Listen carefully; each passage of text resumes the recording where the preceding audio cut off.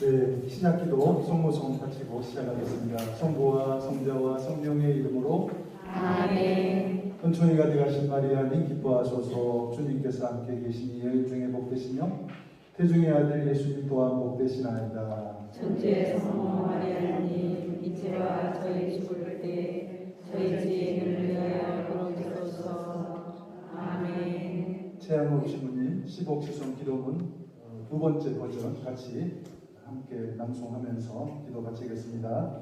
지극한 사랑으로 인주를 구원하시는 하느님, 최양욱 토마스 사제를 보내주시어 혹독한 박해로 쓰러져가는 한국 교회를 다시 일으켜 세우셨으니 그 자애로운 은총에 감사하나이다. 땀의 지도자 최양욱 토마스 사제는 굳건한 믿음과 불타는 열정으로 구만리 고달픈 길을 마다하지 않고 방방곡곡 교촌을 두루다니며 복음을 전하고 시자들을 들어보는데 온 정성을 바쳤나이다.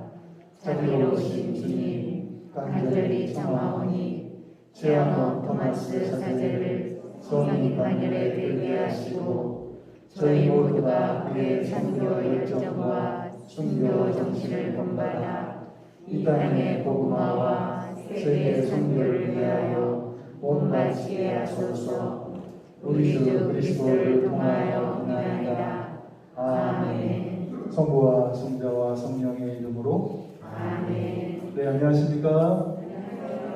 네, 오늘 오전에 아침에 최신부님 묘소에서 바친 그 기도만하고 좀 다르죠? 그것은 원주교구 버전이고 이것은 청주교구 버전이고 둘 다 바치셔도 되는 것 같아요. 그래서 원바치 두 번째 기도 바쳤습니다. 오늘 저는 마지막 강의로 그 최양욱 신부님의 어떤 기도 생활에 대해서 조금 말씀드리고, 그리고 강의 시간 남은 시간에 도대체 기도가 무엇인가, 우리가 어떻게 좀 더 기도를 잘 바칠 수 있는가, 거기에 대해서 좀 말씀을 드릴까 합니다. 이 자매님이 하도 부탁하셔서 오늘 마스크를 좀, 그 얼굴 좀 보여달라고. 그래서 얼마나 감사히 그래서 우리 안드레아 신부님 허락을 득하고 이렇게 네, 그 최 신부님 서한을 유심히 이렇게 읽다 보면은 딱 부러지게 그분의 기도 생활에 대해서 이렇게 드러나고 있지는 않지만 은연중에 그분의 기도 생활이 어떠했는지 편지를 통해서 우리가 잘 파악할 수 있습니다. 그래서 본격적으로 최 신부님의 기도 생활 안으로 오늘 이 시간 한번 들어가 보도록 하겠습니다. 혹시 여러분들 제가 소개하는 이 가수 누군지 기억나는지 모르겠습니다. 제가 좋아하는 트로트 여자 가수, 올해로 만 60세, 국민 여가수, 천주교 신자, 서화 대례사, 화교 출신. 누구예요? 네, 주현미 선생님. 대표곡은 비 내리는 영동교. 네, 제가 언젠가 가까이서 평화방송 인터뷰하는 걸 이렇게 보면서 굉장히 존경하는 마음이 생겼어요. 왜냐하면 진행자가 물었습니다. 데뷔곡, 인생곡, 출세곡, 비 내리는 영동교 지금까지 대체 몇 번이나 불렀습니까? 물었더니 몇 번? 수십만 번 불렀다는 거예요. 그렇게 많이 불렀는데 이제 지겹지 않습니까? 대답이 정말 굴짝이었습니다. 수십만 번 불렀는데 왜 지겹지 않겠습니까? 때로 부르고 싶지 않을 때도 많습니다. 그러나 저는 프로이지 않습니까? 무대에 서서 마이크를 잡는 순간 저는 늘 마음을 새롭게 합니다. 지금 내가 부르려고 하는 이 노래가 데뷔 때 부르는 노래다, 아니면 내 인생의 마지막 노래다 생각하고 노래를 부르고 그렇게 열심히 노래를 부른다는 겁니다. 그래서 때로 뭐 노래 부를 때 부르기 전에 어떤 안 좋은 일이 있어가지고 혼자는 일도 있고 속상한 일도 있어서 그럴 때도 있잖아요. 그럼에도 불구하고 최대한 환하게 웃으면서 온몸과 마음을 다해서 모든 에너지를 다 바쳐서 성심성의껏 노래를 부른다는 겁니다. 제가 그 말씀 들으면서 감동을 받았어요. 이분이야말로 진정한 프로로구나. 사실 우리네 인생이 보면 별것 없어요. 반복이죠. 반복의 연속. 어제 우리가 아침 먹었는데 오늘 어떻게 또 먹었잖아요. 아침 먹고 점심 먹고 저녁 먹고 또 이 피정 끝내고 돌아가면 똑같은 지루함이 연속이 되는 거예요. 어제와 똑같은 사람 만나고 똑같은 일 하고. 부모님들은 지금까지 밥을 얼마나 많이 지었습니까? 그 많은 밥을 계속 지었잖아요. 저희 자녀들도 마찬가지예요. 아침에 일어나면 몇천 번도 더 반복한 똑같은 기도하고 성모일도, 미사, 묵주기도 계속 반복하거든요. 특히 우리 가톨릭 신자들의 바치는 기도는 특징이 있어요. 무한 반복입니다. 아침에 우리가 드렸던, 올라가면서 드렸던 무슨 기도? 묵주기도. 성모성의 무한 반복이잖아요. 그래서 우리가 이 반복되는 기도 생활 안에서 어떻게 충만하게, 새롭게, 은총 충만하게 기도할 수 있는가? 이것이 큰 하나의 숙제고 과제라는 겁니다. 근데 우리 국민이모님, 주현미 선생님께서 너무나 좋은 기도 비결을 가르쳐 주신 거예요. 미사에 참석하시면 어제와 똑같은 미사, 오늘 우리가 바친 기도도 똑같은 기도인데 어떻게 마음 자세를 갖춰야 되는가? 그게 중요한 거예요. 그것이 뭐냐? 늘 마음을 새롭게 하고 늘 지극정성으로. 그러니까 기도 바칠 때 에이 어제하고 똑같은 거 아니야? 그런 마음 안 된다는 겁니다. 마음을 새롭게 하고 이 기도는 내가 처음 바치는 기도다. 내가 마지막 내 인생의 마지막으로 드리는 미사다 하고 지극정성으로 바치는 겁니다. 그래서 묵주기도 바칠 때도 똑같아요 어제하고. 그러나 지극정성, 처음 바치는 것이 내 인생의 마지막 묵주기도처럼 바치시는 겁니다. 최양업 시모님께서 쓰신 편지를 쭉 읽어보면 편지 말미에 자주 눈에 띄는 단어가 있습니다. 편지 말미에 늘 장상에게 혹시 남는 거 있으면 뭘 좀 보내달라고? 묵주 좀 보내달라고. 묵주. 성모님 상본 좀 보내달라고. 아니면 뭐 성인들 상본 보내달라고. 아니면 나중에는 이제 묵주 우리가 만들 수 있으니까 묵주 만들 수 있는 재료, 벤치 같은 거, 철사 같은 거 좋은 거 좀 보내달라고 계속 이렇게 청하는 거예요. 그래서 이걸 통해서 우리는 최양업 신부님의 어떤 묵주기도 사랑, 성모신심 이런 걸 좀 엿볼 수가 있는 겁니다. 그래서 아마 최양업 신부님께서는 아침에 우리 안드레아 신부님께서도 말씀하셨지만 마지막 순간까지 묵주를 손에 놓지 않으셨던 최양업 신부님이었다. 그만큼 뭐예요? 성모님을 사랑했다. 늘 묵주를 들고 다니시면서 성모님의 그 일생을 묵상하면서 예수 그리스도와 함께 길을 걸으신 거예요. 그래서 우리는 그 최양업 신부님께서 뭐 이렇게 명료하게 뭐 이렇게 성모신심에 대해서 이야기하고 있지 않지만 어두운 밤길 걸어갈 때 늘 성모님께 의지하면서 묵주를 꼭 쥐고 계속 입에서는 묵주기도를 바치면서 걸어 다니셨다는 겁니다. 자신의 순례길에 늘 성모님께서 현존하고 계신다. 성모님 현존 의식, 그게 명료했다는 겁니다. 돌아가시기 직전에도 아마 성모성을 바치고 또 묵주기도를 바치고 묵주를 손에서 꼭 쥐고 놓지 않으셨을 겁니다. 묵주기도에 대해서 조금 말씀을 드릴게요. 그 바오로 6세 교황님, 지금 성인이신데 이분이 그 묵주기도를 굉장히 사랑했고 성모신심이 두터운 그런 분이었는데 이분이 묵주기도에 대해서 설명하시는데 정말 이거 우리가 꼭 기억을 해야 될 어떤 표현이라고 생각합니다. 묵주기도는 제가 제일 좋아하는 기도입니다. 이 기도는 단순하고 깊이가 있고 훌륭한 묵상기도입니다. 묵상기도라고 말씀하세요. 이 기도를 마칠 때마다 제 영혼의 눈앞에는 예수 그리스도 생애의 중요한 사건들이 지나갑니다. 이 기도의 신비들은 성모님의 마음을 통하여 예수님과 함께 살아있는 친교를 나눌 수 있게 저를 이끕니다. 찬미의 기도이며 간구의 기도인 이 기도가 묵상기도로 넘어가길 희망합니다. 묵상을 동반하지 않는 묵주기도는 영혼이 없는 육신과 같습니다. 근데 여러분들 꼭 기억하실 거, 묵주기도 그냥 반복하는 게 아니라는 겁니다. 묵상을 하시라는 겁니다. 예수 그리스도의 생애 묵상하시고 성모님의 생애를 묵상하고, 그래서 묵상을 꼭 동반하시라는 거, 그냥 생각 없이 분심 속에 바치셔는 안 된다는 거 교황님께서 이렇게 말씀하고 계십니다. 제가 이렇게 묵주기도 연구도 하고 좀 많이 바치면서 요즘 와서 드는 생각은 묵주기도 품격이 떨어지는 기도 절대 아닙니다. 가장 초보적인 기도도 절대 아니라는 겁니다. 높은 수준과 품격을 갖춘 아름다운 기도이다. 왜? 이 기도는 복음서의 근거예요. 철저하게. 복음서에서 출발합니다. 또 이 기도는 복음서를 요약하고 있습니다. 또 이 기도는 하느님의 말씀이 인간 역사 안에 들어오셔가지고 구원 사업을 이루신 그 과정을 순차적으로 반영하고 있고 조화롭게 연결시키고 있다는 겁니다. 결국 묵주기도는 뭐예요? 한마디로 표현하면 성모님과 함께 예수 그리스도 일생을 묵상하고 그분이 행하신 구원의 신비를 묵상하는 묵상기도인 겁니다.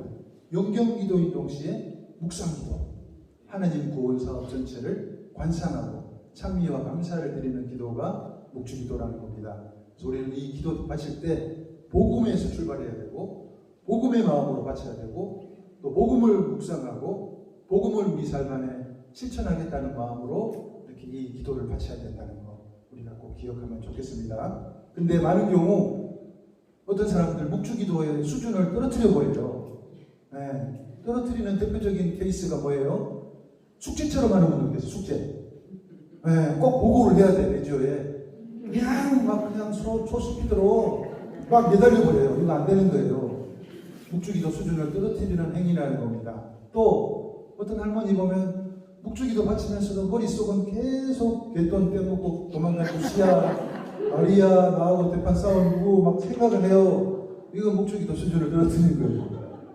그래서 잡념 속에 묵주기도를 바치시면 안 된다는 겁니다. 또 묵주기도 수준을 떨어뜨리는 게 있습니다. 묵주기도를 자판기로 생각해요. 자판기. 기적의 요술방망이로 생각하는 거예요. 내가 묵주기도를 통해서 청을 드리는데 성모님이 꼭 들어주셔야 돼. 그러면 이걸 묵주기도 수준을 떨어뜨리는 겁니다. 묵주기도는 뭐 청혼을 할 수도 있지만 가장 궁극적인 것은 이 기도 바치면서 성모님과 함께 예수님의 일생을 이렇게 천천히 묵상하는 겁니다. 그런 마음으로 묵주기도를 이렇게 바치면 좋겠습니다. 그 다음에 또 최양옥 신부님께서 이렇게 어떤 기도 생활을 하셨나 이렇게 한번 보면 기도 중에 기도의 진수 핵심이라고 할 수 있는 기도가 있는데 그게 뭐냐면 성체성사입니다. 성체성사. 최양옥 신부님께서 쓰신 편지 안에 보면 성체성사에 대한 신부님의 자세가 얼마나 이렇게 정성지극하고 탁월한지를 잘 알 수 있습니다. 제가 한 신학교 신학생들 피정 지도를 하러 갔다가 신학교 학장 신부님이 총장 신부님이 나오셔가지고 자기 사무실로 데려갔어요. 그래서 차 한잔 대접하겠다고. 그때 제가 그 총장 신부님하고 주로 나눈 대화 내용이 뭔지 아세요? 어르신들 대화 내용하고 똑같았습니다. 어르신들 딱 앉으며 막걸리 한잔 하시면서 주로 나누는 이야기 중에 대표적인 이야기가 뭡니까? 요즘 어린 것들 정말 문제 많다. 학장신부님하고 저하고 앉아가지고 뭘 이야기 나누냐면 요즘 신학생들 정말 문제 많다고. 그리고 그 신부님이 의미심장한 말씀을 해주셨는데 제가 100% 공감했습니다. 신학생들이 많이 들어오는데 다 사제가 되는 것이 아니에요. 중도 포기하는 사람들이 많은데 그 친구들을 유심히 보니 두 가지 결함이 있더라. 두 가지 결함이. 첫 번째가 성체성사에 대한 가치를 모르는 거예요. 성체성사에 대한 꼭 이렇게 어떤 신심이 없는 거예요. 두 번째가 성모 신심이 없는 거예요. 그 친구들 다 나가더라. 저도 100% 공감했습니다. 그런 면에서 최양옥 신부님께서 쓰신 편지 안에 성체성사에 대한 마음가짐이 이렇게 드러나는 부분이 있는데 사제석품 직전에 쓰신 6번째 편지에 잘 드러나 있습니다. 오랜만에 교과서 한번 볼까요? 교과서 51페이지. 51페이지 한번 펴보세요.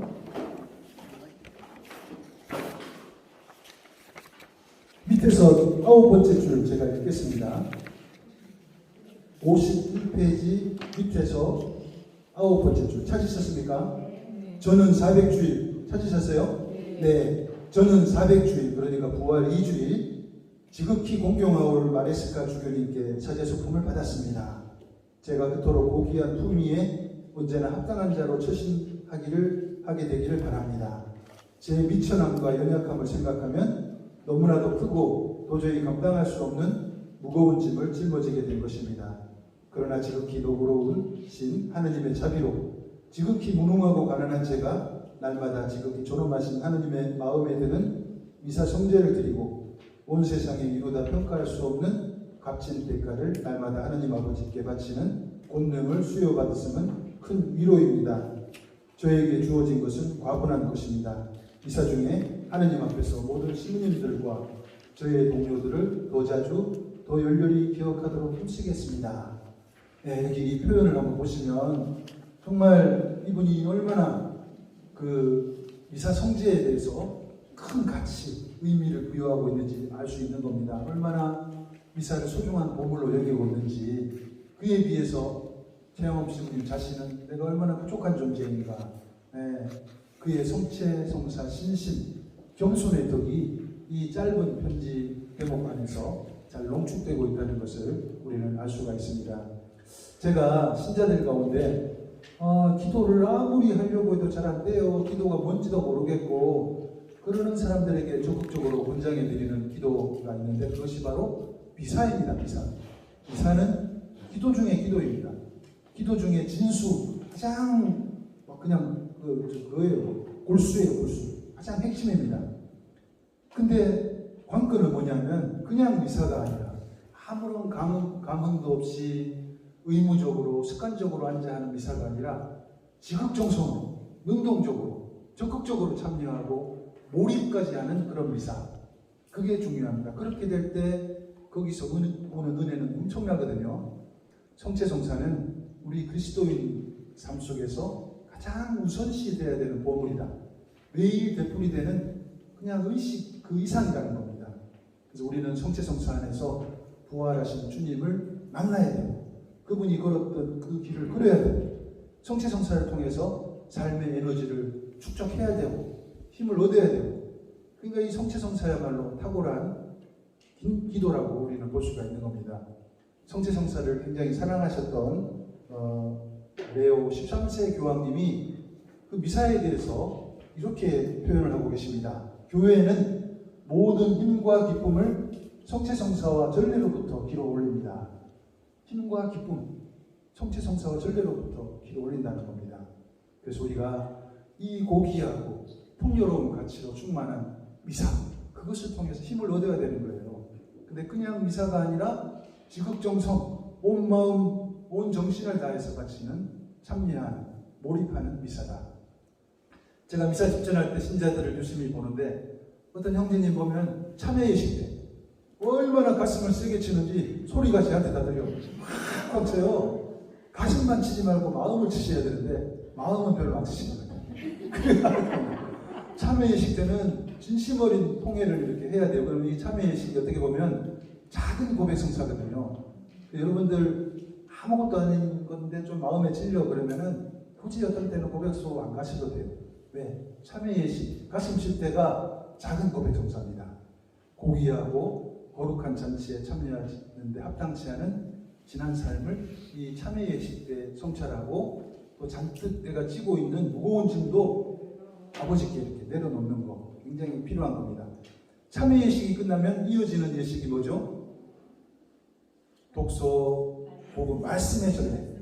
말씀의 전례 순간은 제1독서, 제2독서, 응송, 할렐루야, 복음, 강론, 이것을 통해서 주님의 말씀이 우리에게 내려오는 거예요. 그래서 주님의 말씀을 영접하기 위해서 우리는 어떻게 해요? 우리 마음의 문을 어떻게 해야 돼요? 바짝 열어야 되는 거죠. 그리고 말씀을 귀로만 듣는 사람이 있습니다. 귀로만 들으면 절대 안 돼요. 뭘로 들어야 돼요? 마음으로, 영혼으로, 정신으로 들어야 됩니다.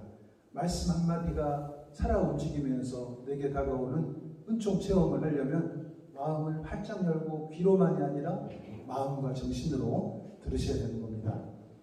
그 다음에 이어지는 게 뭡니까? 말씀의 전례 다음에 봉헌 예식이 있고 그 다음에 뭐예요? 성찬의 전례. 이게 가장 미사의 핵심이죠. 성찬의 전례 통해서 지금 내 눈앞에 2000년 전 성모교회나 최후의 만찬, 그것이 재현된다. 그 마음으로 참여를 하셔야 되는 겁니다. 이 성찬의 전례를 통해서 내 삶 안에서 다시 한번 나는 죽음의 땅에서 생명의 땅으로 건너온다. 어제의 내 비참한 모습에서 오늘의 내 거룩한 모습으로 건너온다. 그 파스카, 그 신비가 이루어진다는 마음으로 참여해야 돼요. 그래서 큰 감사와 존경과 깨어있는 마음으로 참여해야 되는 겁니다. 그리고 이제 성찬의 예식이 끝나면 영성체 끝나고 무슨 예식이 남아있습니까? 마지막으로 파견 예식, 마침 예식, 이것도 중요해요. 나는 이제 또 다른 예수 그리스도가 돼서 세상에 파견되는 겁니다. 미사는 마침이 없어요. 미사 따로 상 따로 굉장히 안 좋은 겁니다. 이제부터는 미사가 끝났으니 가서 복음을 전하십시오. 하느님 감사합니다. 하면 이제 내 구체적인 생활 속에서 미사가 지속되는 거. 그게 필요한 거죠. 그래서 우리는 관람객이나 구경꾼이 아니라 온 마음과 정성을 다해서 미사 성제에 참여하고 그 아름다운 신비를 만끽하고 향유하고 거기서 오는 은총과 축복 여러분들 누리시면 하루하루가 천국이다 저는 생각합니다. 아마 최양업 신부님께서는 그 미사 성제의 맛 그것을 드렸기 때문에 그 고통 가운데서도 열심히 사목의 길을 걸어가셨다 저는 생각합니다. 여러분들 미사 통해서 우리는 지상에서 천국을 체험할 수 있다는 것, 미사를 통해서 이 지상에서 영생을 맛볼 수 있다는 것 잊지 마시기 바랍니다. 미사를 그렇게 사랑하셨던 그 반투안 추기경님이라고 이분도 가경자이신데 베트남에 13년간 공산한 이후에 투옥돼가지고 사셨던 분이죠. 이분이 미사에 대해서 이렇게 말씀하시는 거예요. 만일 그대가 하느님을 기쁘게 해드리고 싶습니까? 그렇다면 미사를 봉헌하십시오. 미사만큼 하느님을 기쁘게 해드리는 것은 다시 또 없습니다. 미사에 대해서 얼마나 의미와 가치를 부여하고 있는지 모른다는 겁니다. 그래서 우리도 지금까지 내가 얼마나 미사에 큰 가치 부여했는가, 의미를 부여했는가 한번 좀 성찰해 보면 좋겠습니다. 저희 살레시오 신부님들 가운데 이렇게 성체신심이 아주 돈독한 분이 계셨는데 요셉 과드리오 신부님, 이분도 가경자이신데요. 이분이 미사에 대해서 하신 말씀이 참 아름답습니다. 매일 그대가 봉헌하는 미사를 하루에 태양처럼 여기십시오. 태양이 없으면 어떻게 돼요? 아무것도 아니잖아요. 지구가 그만큼 중요시 여겼다는 겁니다. 그리고 그대가 매일 미사 경보를 덮을 때마다 미사는 다시 한번 그대의 생활 안에서 새롭게 시작됨을 기억하십시오. 미사 경보를 덮을 때 이제 내 생활 속에서 미사가 시작된다는 것. 너무나 아름다운 표현 같습니다. 그래서 이렇게 미사에 대해서 기도 중에 기도, 미사에 대해서 말씀드렸습니다. 첫 번째 그 묵주기도에 대해서 말씀드렸고 두 번째 체험없이 분들의 미사에 대해서 이렇게 말씀드렸어요. 여러분들 성지순례 요즘은 못 가시지만 과거에 많이 가셨을 거예요. 저도 한때 수도에 성지순례 담당이어가지고 매번 이렇게 몇 년간 다닌 기억이 나는데 그때 주로 꼭 안 빼먹고 간 곳이 있어요. 어디죠? 파리에 가면 외방 성교회 본부 건물 안으로 들어가면 깜짝 놀라요. 겉은 그냥 조그마한 문 하나 있는데 딱 열고 들어가면 엄청난 그런 잔디밭이 있고 이게 외방 성교회 건물이에요. 안내하시는 분이 꼭 가볼 곳이 있다면서 저희를 정원 가장 한 구석 안내했습니다. 거기 가니까 생긴 게 너무나 슬픈 성모상이 이렇게 있어요. 성모상이 슬프더라고요. 네. 그래서 설명을 들어보니 이 성모상에는 슬픈 사연이 담겨져 있는 겁니다. 파리 예방성교회는 당시에 별명이 하나 붙어 있었습니다. 파리 예방성교회라는 이름 외에 뭐라고 별명이 있었냐면 순교 전문대학. 순교 전문대학. 파리 예방성교회에 들어가면 순교는 기정사실이 되는 거예요. 그만큼 많은 순교자들을 배출했습니다. 박해가 한참 진행되는 중에도 불구하고 이 성교회 신부님들이 놀라운 것은 끊임없이 선교사들을 동양으로 박해지요. 조선으로 파견했는데 당시 선교사들 가운데는 다 뭐 이렇게 100% 이렇게 죽음을 원하는 사람이 뭐 있지 않았겠죠. 어떤 사람은 좀 더 나은 곳으로 간 분들도 계시겠죠. 근데 그때 당시에 선교사들 사이에서 조선으로 들어가면 100% 죽음이다. 순교다. 이거 알고 있었어요. 그럼에도 불구하고 그들은 외쳤습니다. 떠나라. 다시 돌아오지 마라. 거기에 뼈를 묻어라. 순교의 영광을 입어라. 이게 하나의 그분들 머릿속에 박혀있던 하나의 어떤 모토였습니다. 떠나라. 다시 돌아오지 마라. 거기에 뼈를 묻어라. 순교의 영광을 입어라. 아마 오늘날 선교사들에게도 정말 꼭 필요한 어떤 슬로건이다 생각합니다. 20대 초반, 30대 그 젊디 젊은 그 신학생들과 신부님들은 이 성모상 앞에서 자주 기도하셨어요. 특히 성배 신부님 한 분이 선교지에서 순교했다 소식이 들려오면 다들 이 성모상 앞에 모여서 눈물을 흘리면서 하느님을 찬미하는 때대움을 불렀다고 이렇게 이야기를 합니다. 예를 들어서 한 젊은 사제가 드디어 조선 선교사로 파견되는 날 아침 밝았습니다. 젊은 신부님은 파견 미사 중에 유서를 작성해요. 그 유서를 쓰는데 막 눈물이 막 뚝 떨어졌겠죠. 미사가 끝나면 이 슬픈 성모상 앞으로 가는 거예요.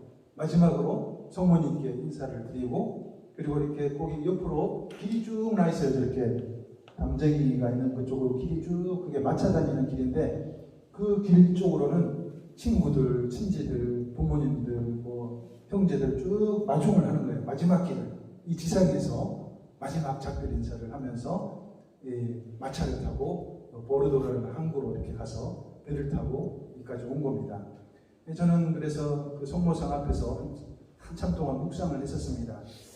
그 꽃다운 나이의 선교사들이 죽음 후의 땅으로 출발하고 결심하기 전까지 도대체 어떤 기도를 바쳤을까? 어떻게 기도를 바쳤을까? 아마도 그들은 목숨을 건 기도를 바쳤을 겁니다. 혼신의 힘을 다해서 내가 조선 선교사로 가야 되나 말아야 되나 가면 100% 죽음이라는데 부모님이 얼마나 슬퍼하실까? 그럼에도 불구하고 온몸과 마음을 동원해서 하느님의 뜻을 찾기 위해서 기도했고 아마 이 세상에서 그보다 더 진지하고 진정성 있는 기도, 밀도 높고 정성스러운 기도는 없었을 것입니다. 아마 그분들이 바친 기도는 겟세마니 동산에서 그 피땀 흘리며 받으신 예수님의 기도하고 흡사했을 겁니다. 아버지, 정말 두렵습니다. 하실 수만 있으면 이 잔을 저에게서 거두어 주십시오. 그러나 제 뜻대로 마시고 아버지 뜻대로 하십시오. 그래서 이분들은 정말 진정한 하나님의 뜻을 찾았고 보다 하나님께 영광을 드릴 수 있는 길을 찾았고 그 결과가 100% 죽음이 확실한 조선 선교사였습니다. 저는 그 성모상 앞에서 제 기도 생활을 많이 돌아봤습니다. 부끄러웠습니다. 내가 언제 그렇게 혼신의 힘을 다 바쳐서 기도 바친 적이 있는가? 진지하게, 진정성 있게, 깊이 있게 그리고 무엇보다도 내 뜻이 아니라 하나님의 뜻을 찾은 기도를 바치고 있는가? 그런 성찰 이렇게 했습니다. 아마 우리 한국에 오신 여방선교회 신부님들 또 최양업 신부님 비롯해서 초창기 우리 사제들 다 이런 기도 바치셨다고 저는 생각합니다. 자, 이제 남아있는 시간은 덤으로 기도에 대해서 조금 몇 가지 말씀을 드릴까 합니다. 여러분들 기도 도대체 무엇입니까? 기도 도대체 무엇입니까? 머릿속에 즉시 떠오르는 생각들이 있을 거예요. 여러분들 기도 도대체 뭐라고 생각하십니까? 이걸 아는 게 굉장히 중요하더라고요. 기도가 무엇인지 알아야 기도를 어떻게 바칠 수 있는가 그 다음 답이 나오지 않습니까? 그래서 우리보다 먼저 살았던 신앙의 선배들, 훌륭했던 신앙의 선배들은 기도에 대해서 대체로 이렇게 정의를 내립니다. 어떻게 정의 내려요? 하느님과 인간이 연결되는 것이다. 하느님과 인간이 소통하는 것이다. 하느님과 인간이 만나는 것이다. 인간이 하느님 안에 머무는 것이다. 인간이 하느님과 일치하는 것이다. 이게 대체적인 기도에 대한 어떤 정의인데 저는 좀 생뚱맞게 이 모든 정의를 통틀어서 좀 생뚱맞은 결론 내립니다. 기도는 하느님과 수다입니다. 수다. 어떻게 공감하십니까? 기도는 하느님과의 수다. 제가 가만히 생각해 보니 수다라는 것이 참 좋은 것 같아요. 뭐 사람들 수다 떠냐고 막 옛날에 야단쳤는데 수다만큼 좋은 게 또 있을까? 그리고 또 여성들만 어머니들만 수다를 좋아하는가 했더니 아니더라고요. 제가 가끔씩 우리 형제님들 정년 퇴임하신 형제님들 한 그룹을 만나면 진짜 정신없습니다. 술 한잔 들어가면 그 특유의 화법 있잖아요. 라떼는 말이야 라떼형인가? 라떼 난 우유를 좋아하는 인간들인가 했더니 라떼형 인간 아닌가? 라떼는 말이야. 계속 그 말만 해요. 한번 말을 시작하면 끝날 줄은 몰라요. 근데 제가 가만히 생각해보니 수다가 제대로 이루어지기 위해서 적절한 환경이 필요한 것 같아요. 그죠? 여러분도 수다를 떨 때 대체로 누구하고 수다를 떱니까? 과묵한 시아버님하고 수다를 떱니까? 아니에요. 아니면 주기 형님하고 수다 떱니까? 아닙니다. 먼 친척 어르신, 잘 모르는 사람과 절대로 수다 안 떤다는 겁니다. 수다는 마음이 편안하고 허물 없는 사이, 가까운 사이, 절친한 친구 사이에 수다가 가능한 겁니다. 여기에 기도의 답이 있어요. 우리가 기도에 실패하는 이유, 기도의 주체이자 전부이신 하느님을 너무나 먼 그분으로 생각하는 겁니다. 나 같은 죄인과는 너무나 동떨어져 계시는 분, 내가 감히 그분께 다가갈 수 없는 분으로 생각하는 거예요. 자연스레 기도가 부담스러워집니다. 제가 기도를 하나님과 함께하는 수다라고 했는데, 그렇다면 기도가 잘 되기 위해서는 하나님을 편안한 친구처럼 생각하셔야 되는 겁니다. 하나님을 다정다감한 존재, 사랑하는 연인으로 여겨야 참된 기도가 시작되네요. 기도는 한 인간 존재가 하나님과 편안하게 시간을 보내는 것이기 때문에 더 그렇습니다. 우리 기도가 좀 더 편안해져야 돼요. 정감 있고 가족적인 것이 되어야 된다는 겁니다. 그러기 위해서는 하느님에 대한 대대적인 인식 전환, 그게 필요한 겁니다. 두려움의 대상, 몰고 본 당신이 아니라 생각만 해도 달려가서 빨리 만나고 싶은 친구 같은 하나님, 자상한 아버지 같은 하나님, 다정다감한 어머니 같은 하나님, 그런 어떤 관계의 재설정이 필요한 겁니다. 아기 예수의 성녀 데레사 동정학자 아빌라이 데레사 수녀님께서 소아 데레사 수녀님께서 이런 말씀하셨어요. 저는 하느님을 친아버지나 친오빠처럼 때로 사랑하는 일처럼 대합니다. 저는 기도를 하느님과 저둘 사이에 오고 가는 친밀한 우정의 나눔이라고 생각합니다. 기도에 성공한 이유가 바로 여기 있는 거예요. 친밀한 우정의 나눔, 그것이 기도인 겁니다. 제가 언젠가 서울에서 그 지방으로 내려가는 열차를 타려고 서울역에 갔었는데, 보니까 시간이 12시인데 열차 탑승 시간이 1시예요. 마침 배가 출출해가지고 그 홀로 그 역내 식당이 하나 있어요. 무슨 국밥집 비슷했는데 딱 들어가는데 점심시간이어서 그런지 자리가 꽉 찬 거예요. 도로 나오려는데 사장님이 저를 막 붙잡아요. 자리 있다고 마련해 주겠다고. 그럼 저를 어디로 안내하냐니까 2인 식탁인데 앞에 어떤 어르신 한 분이 딱 그래서 국밥을 드시고 계시고 저는 그 앞에 자리로 앉으라고 하는 거예요. 본의 아니게 생명부지의 어르신하고 겸상을 한 거예요. 근데 어르신과 마주 앉아서 아무 말 없이 서로 눈길을 피하면서 설렁탕 한 그릇 먹는데 세상에 그런 고통이 없더라고요. 저는 너무나 어색해가지고 빨리 말아가지고 후루룩 3분도 안 걸리게 먹고 일어났는데 얹혔어. 세상 괴롭더라고요. 근데 우리가 사랑하는 사람과 마주 앉으면 어떻습니까? 옛날에 여러분들 연애 시절 떠올려보세요. 그분과 마주 앉았어. 두세 시간이 금방 지나가요. 하루가 금방 지나갑니다. 안타까운 마음에 시계바늘을 좀 뒤돌렸으면 하는 마음도 들었어요. 지상에서 천국을 맛보는 시간입니다. 요즘은 물론 안 그렇겠지만. 그래서 우리가 하느님 앞에 앉는 시간, 다시 말해서 기도 시간도 그렇게 해야 되는 거예요. 근데 많은 분들이 기도 시간 지겨워하고 의미를 못 찾고 시간 낭비로 생각하는데, 그 이유는 아까도 말씀드린 것처럼 우리가 지니고 있는 그릇된 하느님 삶, 그릇된 하느님 삶. 활기찬 기도 생활의 첫걸음은 하느님에 대한 그릇된 이미지를 빨리 수정하는 작업이라고 생각합니다. 사실 구약시대 하느님은 가까이 하기엔 너무 먼 당신이었다. 그래서 하느님의 얼굴을 직접 뵙는 사람은 그 누구도 살아남을 수 없다 생각했어요. 그래서 민족의 영도자 모세도 하느님 얼굴을 뵙기를 두려워했다는 겁니다.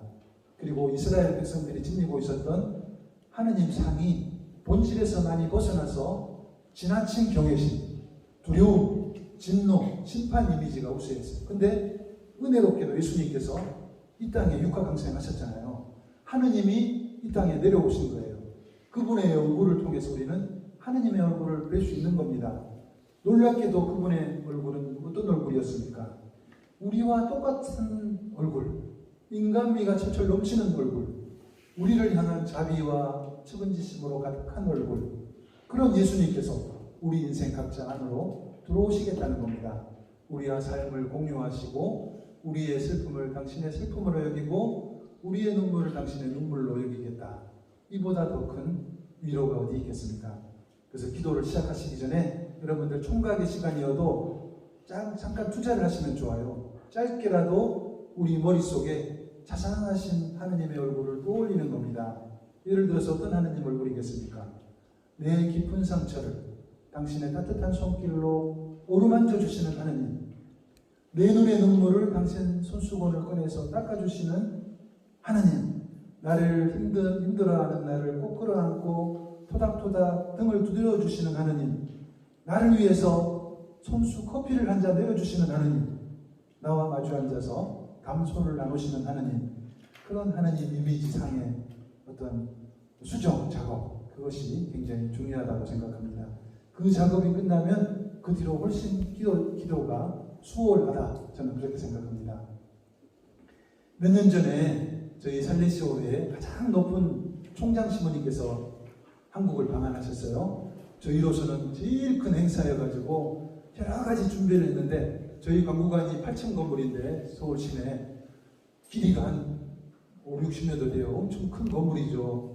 뭐 교보문고 같이. 그래서 교보문고에 보면 가끔씩 큰 플랜카드에서 좋은 글귀 쓰잖아요. 저희도 그걸 하나 해가지고 거기다 플랜카드를 크게 500만 원. 그거 하나 거기도 500만 원이에요. 사람들 반대를 많이 했는데 총장님이 오시는데 그 정도 투자는 해야지 하고 걸었는데, 그때 거기다가 어떤 글귀를 걸었냐, 이걸 걸었어요. 인생은 숙제가 아니라 축제입니다. 너무 이렇게 돈보스코의 어떤 삶을 요약하는 그런 표현인데, 저는 정말 그렇게 말씀드리고 싶습니다. 기도 역시 숙제가 아니라 축제처럼 생각해야 된다. 여러분들 기도할 때 여러분들 얼굴을 한번 보셔야 돼요. 마치 연옥보를 받고 있는 그런 얼굴로 기도하시면 안 됩니다.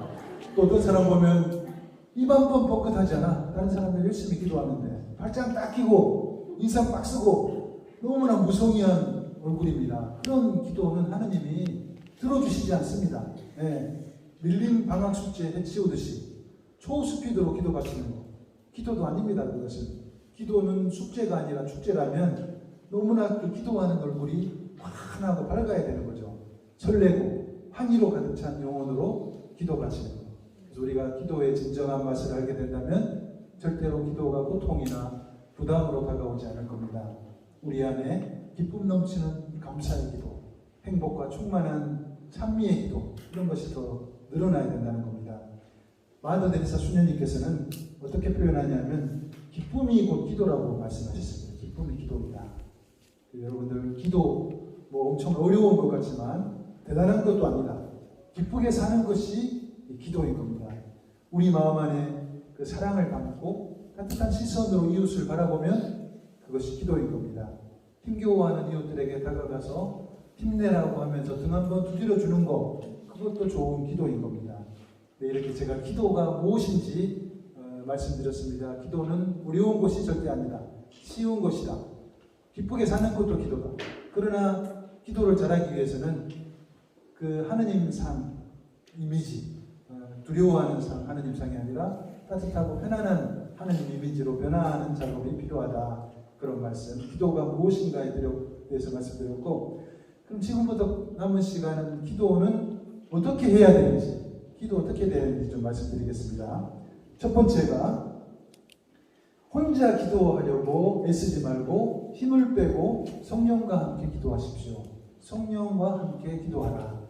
말씀드리고 싶습니다. 제가 수도에 입회하기 전에 청년 시절에 갑작스럽게 신앙의 불길이 확 불타올랐어요. 뭐든지 열심히 했습니다. 한 번은 시골 본당인데도 불구하고 3박 4일에 성령 기도 묵상회, 그게 있었어요. 그래서 저는 거기 참석을 했는데, 뭐 3박 4일, 그러니까 보통 일주일 하는데 3박 4일 아주 강도 높은 세미나 과정이 끝나고 나서 뭐 성령 안수도 받고 다들 막 신비로운 체험도 했죠. 어떤 할머니는 갑자기 막 전혀 그 국민학교, 초등학교도 안 나온 분인데 라틴어로 막 이야기하시더라고요. 깜짝 놀랐어요. 성령의 은사를 선물로 받은 거예요. 그리고 나중에 마지막으로 둘러앉아서, 조별로 둘러앉아서 자신이 체험한 성령의 역사하심에 대해서 이야기를 나누고 있는데, 저희 교회 할아버지 한 분이 계셨어요. 과묵하시고 웬만하면 입 한 번 열지 않은 할아버지였는데 안수 받고 나서 오셔가지고 완전 달라진 거예요. 얼굴도 환해지고 막 말씀도 얼마나 유창하게 하시고 자유기도도 와, 깜짝 놀랐습니다. 이 성령이 역사하셨구나. 그때 저는 제 마음속에 어떤 생각이 들었냐면, 할아버님께서 아침에 나오실 때 실수를 저지른 거 아닌가. 당신 틀니를 끼고 나와야 되는데 할머니 틀니를 끼고 나오신 거 아닌가. 그만큼 말을 잘하시는 갑자기.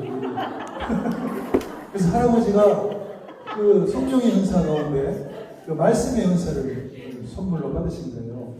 여러분도 다 성령의 은사를 선물로 받으셨을 텐데, 나는 도대체 어떤 성령의 은사를 선물로 받으셨는가 한번 생각해 보실 필요가 있어요. 말씀의 은사, 믿음의 은사, 치유의 은사, 기적의 은사, 예언의 은사, 예언을 식별하는 은사, 신령한 말을 하는 은사. 근데 이런 은사는 좀 특별한 은사입니다. 요즘은 잘 이렇게 선물로 안 줘요. 그 대신에 어떤 은사입니다. 친절하게 사람을 배려하는 은사, 고통 속에서도 기뻐하는 은사, 이런 은사들을 선물로 요즘은 주신다는 겁니다. 그래서 우리는 각자 세례를 통해서, 견진성사를 통해서, 미사성제를 통해서 이렇게 각자 성령의 은사를 지속적으로 받고 있는데, 그 은총의 선물을 우리가 파악하는 게 중요한 것 같아요. 그리고 무엇보다도 성령께서, 우리는 미처 의식하지 못하지만 우리 삶 속에 늘 현존하시고 밀착 동반하신다는 성령의 그 동반에 대한 명료한 의식, 그것이 필요하다는 겁니다. 성령께서는 보잘것없어 보이고 남루해 보이는 우리네 삶 한가운데 확실히 현존하십니다. 때로 비틀비틀 굴곡진 내 인생길을 동반하십니다. 만사 형통할 때도 동반하시지만 비탄의 골짜기를 걸어갈 때도 반드시 동행하시고 현존하신다는 거 우리가 잊지 말아야 되겠습니다. 고속도로를 주행하다가 어떤 때 저도 그런 때가 있었는데, 연료 게이지를 못 봐가지고 연료가 다 떨어졌는데도 불구하고 가다가 차가 멈춰버렸어요. 제일 먼저 할 일은 뭡니까? 주유소도 없으니 견인차를 불러야 되죠. 견인차를 불러야 돼요. 영적 에너지가 고갈돼가지고 기도할 수 없게 된 우리는 영적 견인차, 무엇입니까? 성령을 불러야 되는 거예요. 성령을 외쳐야 되는 겁니다. 성령께서는 그리스도인들을 이끌어서 아버지께로 인도하는 역할을 수행하십니다. 성령께서는 기도가 힘겨운 우리를 대신해서 기도를 해주시는 분이에요. 역동적이고 활력 있는 기도를 꿈꾸십니까? 그렇다면 성령의 이름을 부르셔야 돼요. 성령과 함께 기도하셔야 되고, 기도의 주체는 내가 아니라 성령이시다. 그것을 잊지 말아야 된다는 겁니다. 절대로 기도는 나 혼자 하는 것이 아니라, 기도는 내가 억지로 끌고 가서는 되는 것이 아니에요. 성령께서 나와 함께 하시도록 힘을 빼고 성령께 생각과 의지, 감정과 삶 전체를 맡겨드리는 것.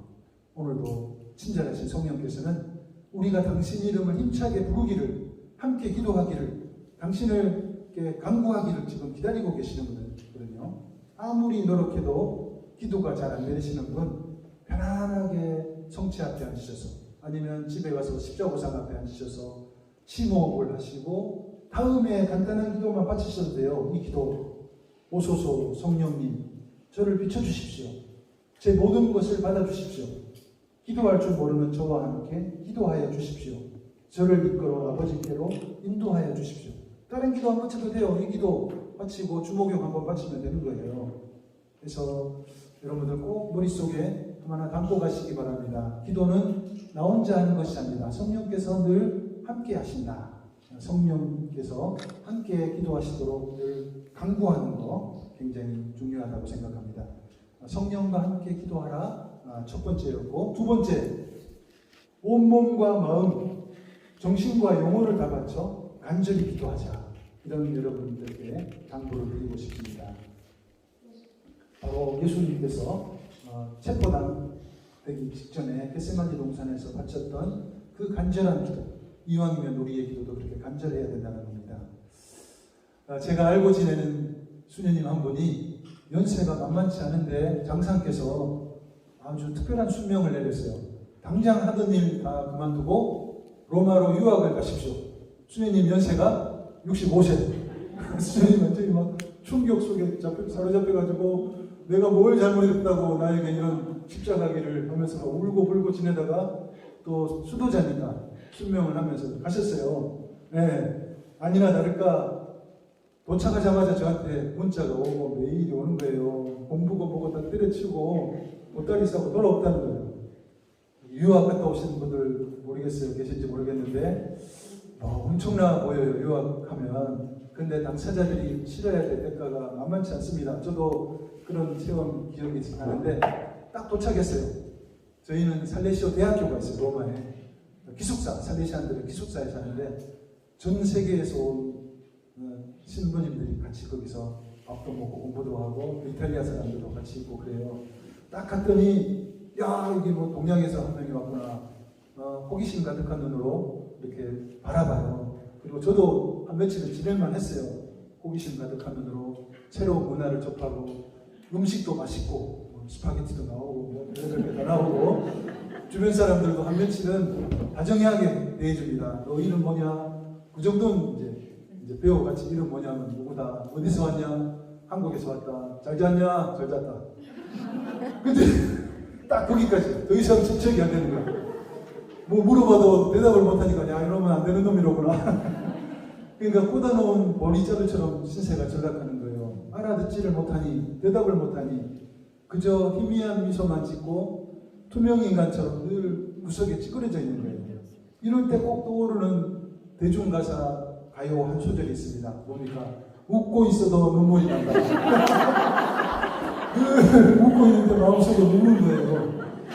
그래서 그 수녀님이 울면서 울먹울명하면서 한 달쯤 지나서는 그 결론적으로 저한테 어떤 이야기를 해주셨냐면 굉장히 웃기기도 하면서도 슬프기도 하고 그 표현이 굉장히 마음에 와닿았습니다. 이런 표현을 하는 거예요. 쳐다볼 곳은 오직 하늘밖에 없었습니다. 수녀님은 힘들 때마다 옥상으로 올라가가지고 하늘을 쳐다보는 거예요. 하염없이 하늘을 올려다보면서 하느님께 부르짖고 도와달라고 외치고 또 성당으로 달려가서 하느님과 주저리 이렇게 이야기를 나눴다는 겁니다. 근데 아이러니하게도 수녀님께서는 그 순간 평생 처음으로 진정한 기도다운 기도를 할 수 있게 됐다고 고백했습니다. 여기 계시는 우리 형제 자매님들도 혹시 지금 이 순간 좀 처지가 절박하십니까? 사방이 높은 벽으로 둘러싸여 있습니까? 적군은 많고 악군은 없습니까? 그렇다면 지금은 기도하기가 굉장히 좋은 때라는 겁니다. 가장 기도에 전념할 때라는 겁니다. 지금이야말로 제대로 된 기도를 시작할 때라는 겁니다. 그냥 기도가 아니라 지극정성의 기도, 온 마음과 몸, 영혼과 정신을 다 바친 기도, 그것이 필요한 겁니다.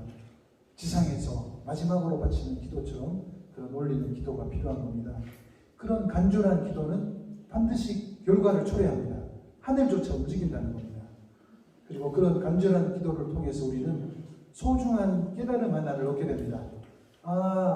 기도 바칠 때 가장 중요한 것은 내가 바치는 기도에 대한 하느님 측의 응답 유무가 아니라는 것.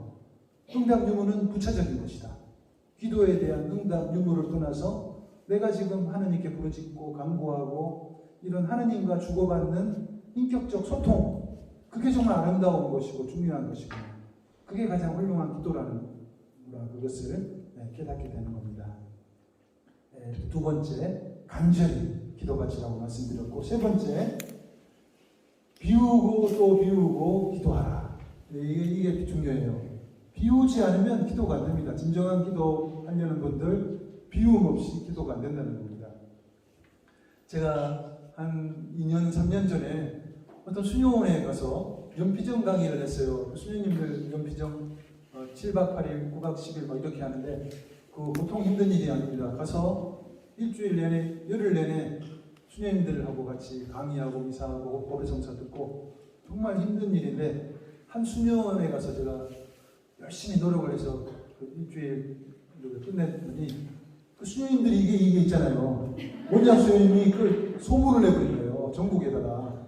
이 어떤 영감님 한 명 초대했더니 잘 가더라. 그래가지고 바로 또 전화 와가지고 다른 수련 가서 죽는 줄 알았습니다. 이 수련 저 수련 다니면서 비정감을 주셨는데 근데 나중에 역사와 전통을 자랑하는 샬트르 바오로 수련회 첫 번째 마던니 수련회 거기 수녀님들이 초대를 했어요. 근데 정말 아니나 다를까 수녀님들이 다 각이 살아있더라고요.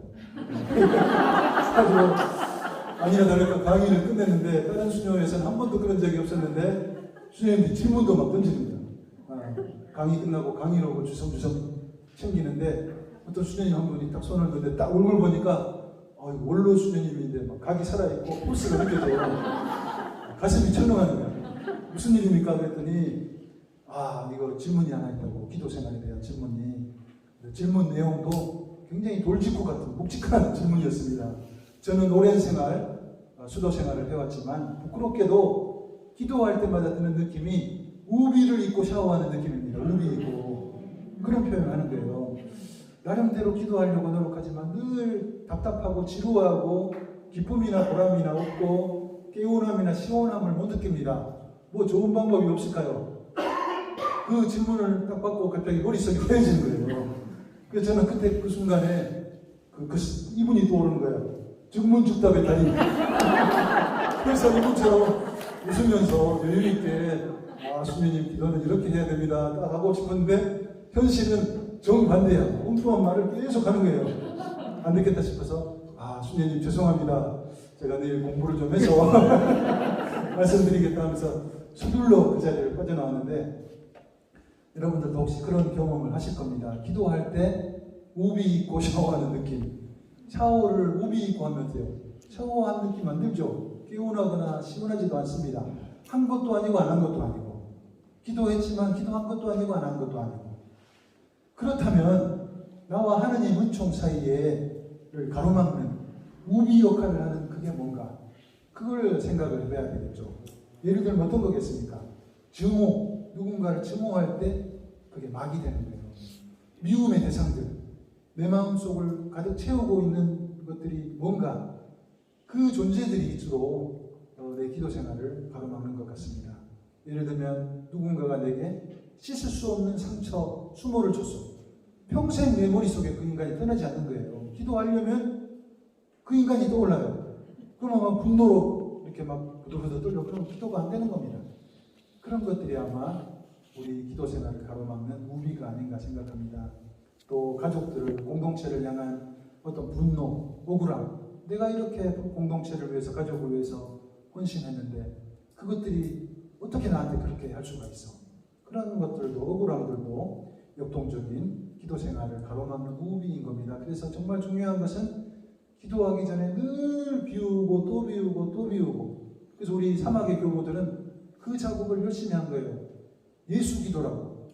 숨을 딱 들이마시면서 심호흡을 하면서 들이마시면서 예수하고 딱 들이마셔야 되죠. 그리고 딱 참았다가 내쉬면서 천천히 하면서 그리스도. 그게 작업하다가 나중에는 예수 할 때는 대기 중에 떠있는 하느님의 기운, 성령의 기운을 들이마신다는 마음으로 쫙 들이마시고 이게 딱 내쉴 때는 나를 괴롭힌 그 인간들 떠올리면서 갯돈 떼먹고 간 할머니 내쉬면서 쫓아내는 거예요. 이렇게. 그러면서 마음을 비우는 작업을 우리 사막의 교우들은 하면서 기도의 대가가 된 거예요. 여러분들 기도 잘하시려면 깃털처럼 가벼워져야 됩니다. 먼지처럼 작아져야 되고 그래야 구름처럼 하느님께로 흘러갈 수 있는 겁니다. 비본질적인 것들, 덜 중요한 것들, 부차적인 것들을 내려놓으실 때 그래야 한 차원 높은 삶의 단계로 올라갈 수 있다는 겁니다. 비우고 비우고 또 비우고 내려서고 그래야 자유로워지고 하느님의 은총은 가속도가 생기고 기도가 그때 제대로 시작된다는 겁니다. 양손 가득히 움켜쥐고 있는 그것들을 미련 없이 놓게 될 때 하느님의 자비가 우리 손 안으로 들어온다는 겁니다. 그때 우리는 기도의 참맛을 느낄 수 있을 것입니다. 자, 마지막으로 드리고 싶은 당부 기도. 보다 자주 감사 기도를 드립시다. 감사 기도. 우리 기도 안에서 우리가 감사 기도 얼마나 드리는지 모르겠습니다. 저는 저도 피정집에, 여기 hun청의 마리아 피정집하고 비교가 안 되지만 시골에서 태안에서 피정집 운영하고 있는데 IMF 아니고 지금 코로나19로 인해서 쫄딱 망했죠. 제가 1년 반 전에 도착했는데 그래서 그때부터 착착착착 이렇게 정리 작업을 했어요. 우리 제일 먼저 인건비 지출이 제일 크거든요. 그래서 눈물을 머금고 설명드리고 재계약을 하지 않고 그리고 그러다 보니 직원이 아무도 없어. 제가 전화도 받고 청소도 하고 화장실 청소도 하고 쓰레기 분리수거 하고 다 이렇게 하는데 한 번은 세탁물이 산더미인데 그 드럼 세탁기가 잘 돌아가는 게 고장이 나가지고 이거 어떻게 해야 되나. 그래서 출장 서비스를 신청했더니 기사님이 오셔가지고 다 둘러보고 뜯어보더니 세상에 이런 오래된 드럼 세탁기 처음이다. 15년이 됐으니 수명이 달렸다. 이거는 방법이 없다. 그래가지고 어떡하나 하다가 다 사서 훑어봤어요. 그 피정센터 전체에. 그랬더니 창고 안에 보물이 하나 들어있는데 엄청나게 큰 통돌이 세탁기 그게 딱 있는 거예요. 그래서 돌아갈까 의아해하면서 딱 연결했는데 세상에 너무 시원시원하게 잘 돌아가는 거예요. 그 다음 잘 빨려. 드럼 세탁기 못지않게 몇 배 효과가 좋은 거예요. 그래가지고 빨래를 해가지고 담요를 넣고 돌리고 화창한 봄날에 바다가 내려 보이는 그 옥상에 이렇게 빨랫줄이 있거든요. 거기다가 담요들을 탁 털어서 놀고 있는데 제 입에서 감사기도가 저절로 나와요. 감사기도가 너무나 감사한 거예요. 그래서 제가 참 감사할 게 없는 것 같지만 이렇게 감사거리가 많구나. 감사거리가. 그래서 별로 없을 것 같지만 우리 삶의 주변을 천천히 살펴보면 얼마나 많은 감사거리들이 숨어 있는지 모른다는 겁니다. 예수님께서도 감사기도를 바치신 흔적이 복음에 나타나 있습니다. 마태오복음 12장 25절 아버지 하늘과 땅의 주님 지혜롭다는 자들에게는 이것을 감추시고 철부지들에게는 드러내 보이시니 아버지께 감사드립니다. 또 요한복음 6장 11절에 예수님께서는 빵을 손에 들고 감사를 드리신다. 그 외에도 많은 감사기도를 하셨을 거예요. 그래서 예수님도 감사기도를 바치셨다. 아마 우리 최양옥 신님도 교우촌에 도착해가지고 신자들을 만날 때 어떻게 했어요? 감사기도 바치실 거예요. 이 먼 여정을 잘 이끌어 주셔서 감사드립니다. 떠나올 때 감사기도 바치셨을 거예요. 환해진 교우들 보면서 얼마나 감사했겠습니까? 제가 언젠가 갈 곳 없는 소녀들, 부모로부터 버림받은 소녀들을 친딸처럼 수녀님들이 키우는 양육시설, 청소년 보호시설 개원 25주년 미사 주례를 하러 갔었는데 미사 끝날 때쯤 영성체 후에 초등학교 1학년 다니는 막내가 영성체후 묵상글을 써서 읽더라고요. 우리 집에 살면서 감사할 거리 37가지 해가지고 제가 듣고 있는데 눈시울이 뜨거워졌어요. 별의별 걸 다 감사하는 거예요. 자기 방이 있어서 감사하고 늘 이렇게 재미있게 놀 수 있는 언니들이 있어 감사하고 하여튼 별의별 감사기도를 바치는데 제가 너무나 가슴이 찢었습니다. 부끄러웠습니다. 감사보다는 불평불만이 많았던 제가 좀 부끄러웠습니다. 그래서 우리들의 기도 생활 안에서 감사기도가 좀 더 확장돼야 됩니다. 눈을 크게 뜨고 찾아보면 감사거리들이 엄청 많습니다. 근데 그 감사거리를 찾기 위해서는 육의 눈도 크게 뜨지만 영의 눈, 심한 마음의 눈을 크게 뜨기 위해서 노력해야 된다는 겁니다. 그 루르드의 벨라데타 성녀 이수녀님께서 한 번은 자신의 일생을 총정리하면서 감사기도를 바치셨는데 그분의 감사기도 보면서 진정한 의미의 감사기도가 무엇인지를 제가 알 수 있었습니다.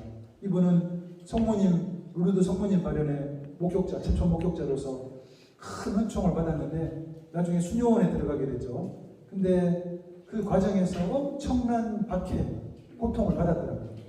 동료 수녀들로부터, 원장 수녀님으로부터, 주변 사람들로부터. 그럼에도 불구하고 생애를 정리하면서 이런 감사기도를 바쳤습니다. 성모님께서 제게 발현하심에도 감사드리지만 발현하지 않으심에도 주님께 감사드립니다. 기억력이 나빠 아무리 노력해도 암기할 수 없었던 제 무지와 어리석음에도 주님께 감사드립니다. 원장 수녀님이 저를 전혀 도움이 안 되는 존재라고 말씀하신 것, 가든 폭언과 차별, 굴욕의 방 처벌에 대해서도 주님께 감사드립니다. 세상 사람들이 저를 보고 이 여자가 정녕 그 벨라데타인가라고 말할 정도로 보잘것없는 저라는 것과 마치 희귀한 동물 대하듯 바라본 것에 대해서도 주님께 감사드립니다. 주님께서 제 앞에 나타나실 때도 감사드리지만 나타나지 않으실 때도 감사드립니다. 언제 어디서나 주님께서 늘 제게 현존하심에 감사드립니다. 이런 기도를 벨라데타 성령께서 바치셨습니다. 오늘 우리의 기도는 어떠한가? 오늘 한번 성찰해 보시면 좋겠습니다. 우리는 주로 우리에게 주어진 은총이나 축복에 감사합니다. 건강과 성공과 치유에 감사합니다. 이거 누구나 다 할 수 있는 감사기도입니다. 진정한 감사기도는 한 걸음 더 앞으로 나아가야 됩니다. 극심한 고통이 다가올 때 주님의 순환에 참여하게 됐으니 감사해야 됩니다. 깊은 바닥으로 내동댕이 쳐졌을 때 더 이상 내려갈 곳이 없는 바닥까지 내려온 곳에 대해서 이제 남은 것은 바닥을 치고 올라가는 것뿐인 것에 대해서 감사를 드려야 되는 겁니다. 오늘 하루 이렇게 기도하시면서 묵상하시면서 성찰을 해보시라고 질문 한 가지 던져드리겠습니다. 오늘 내 기도 생활은 어떠한가? 지나치게 영경기도, 청혼기도 위주는 아닌가? 내 기도 안에 감사기도, 찬미기도, 묵상기도, 의탁의 기도는 몇 %입니다. 여러분 성찰하시면서 하루를 또 지내시면 좋겠습니다. 영광이 성부와 성자와 성령께 성부와 성자와 성령의 이름으로 수고하셨습니다. 다시 한번 이렇게 3일간 저희에게 좋은 강의 들려주신 분께 큰 박수.